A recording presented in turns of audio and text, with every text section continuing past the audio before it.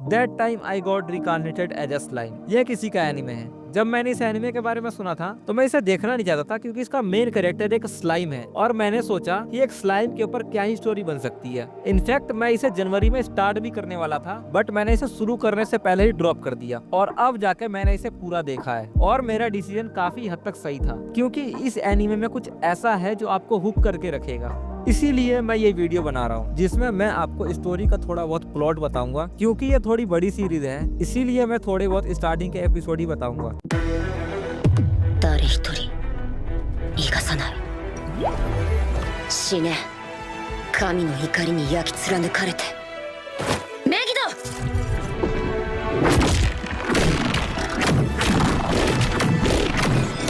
इस स्टोरी की शुरुआत हमारे मेन कैरेक्टर से होती है, सतोरो मिकामी, जो एक कॉर्पोरेट वर्कर है और उसकी लाइफ काफी मस्त चल रही है। कोई भी टेंशन, कोई भी प्रॉब्लम नहीं है उसे। बट एक दिन उसको अपने कलीग से मिलते हुए कोई आदमी उसे बीच रोड पे चक्कू मार देता है। मतलब ये कुछ तो अलग था, मतलब ट्रक से नहीं मरा, इस बार बंदा चक्कू से मरा है। पर मरते मरते वो जो चीज इमेजिन कर रहा था उससे रिलेटेड पावर उसको मिलती जा रही थी। ये सीन तो ज्यादा मुझे पहले समझ नहीं आ रहा था। देन वो एक नए वर्ल्ड में चला जाता है एज अ स्लाइम। अब क्योंकि वो एक स्लाइम है तो उसे खाने की जरूरत नहीं पड़ती और उसके पास बहुत सारी एबिलिटी है और उसका एक असिस्टेंट भी है जो उसे हर मौके पे गाइड करता है। अब क्योंकि वो एक गुफा में टेलीपोर्ट हुआ था तो कुछ दिन वो उस गुफा में ही अपनी स्किल ट्राई करता है, अपग्रेड करता है और न्यू स्किल अनलॉक करता है। उसके बाद वो गुफा में एक कैद ड्रैगन से मिलता है, वेल्डोरा, जो उस गुफा में करीब 300 साल से कैद है। वो सातोरू से दोस्ती कर लेता है और दोनों एक दूसरे का नाम भी रखते हैं। हमारा स्लाइम उस ड्रैगन को आजाद करने की कोशिश करता है, बट वो इतना पावरफुल नहीं है कि उस ड्रैगन को आजाद कर सके, इसलिए अपनी पावर का इस्तेमाल करके उसे अपने पेट में रख लेता है। अब क्योंकि इस वर्ल्ड में इंसान और मॉन्स्टर दोनों साथ में मिलकर रहते हैं, जब वो गुफा से बाहर निकलता है तो कुछ ही टाइम में अपना देश बना लेता है और कुछ समय बाद उसके बाद उसको एक ह्यूमन बॉडी भी मिल जाती है,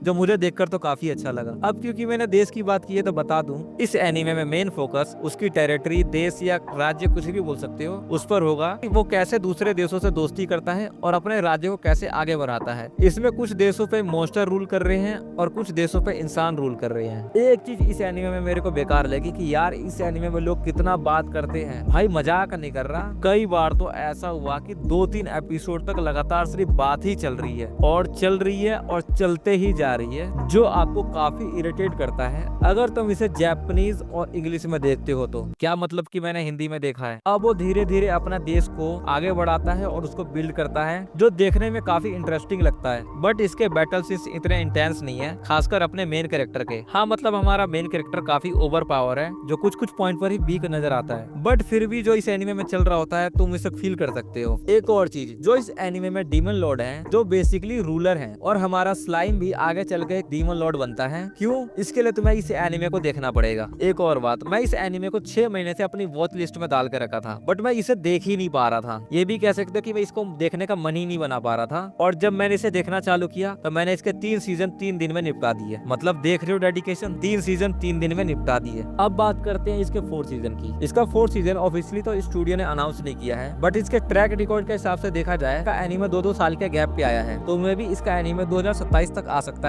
मेरे ख्याल से इस एनिमे के बारे में इतना तो बताना ठीक होगा। देखना या ना देखना तुम्हारी मर्जी, बट मैं कहूंगा this is worth to watch. इस वीडियो को ज्यादा लंबा ना करते हुए मिलते हैं नेक्स्ट वीडियो में, तब तक के लिए सायोनारा।